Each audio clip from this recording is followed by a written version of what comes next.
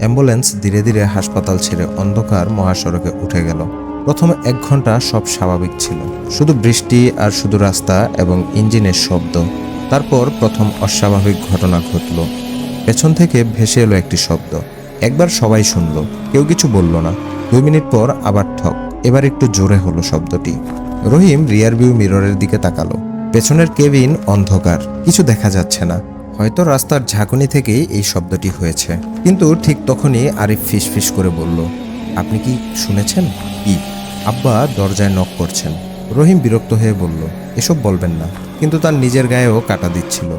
হঠাৎ অ্যাম্বুলেন্সের ভেতরের তাপমাত্রা দ্রুত কমতে শুরু করলো। এসি বন্ধ, তারপরও নিঃশ্বাস থেকে কুয়াশা বের হচ্ছে। সোহেল কাপা গলায় বলল, ভাই এত ঠান্ডা কেন? কেউ উত্তর দিতে পারল না। ঠিক তখনই পেছনের কেবিন থেকে আবারও শব্দ এলো, ঠক ঠক ঠক। এবার শব্দটি স্পষ্ট 3 বার শোনা গেল।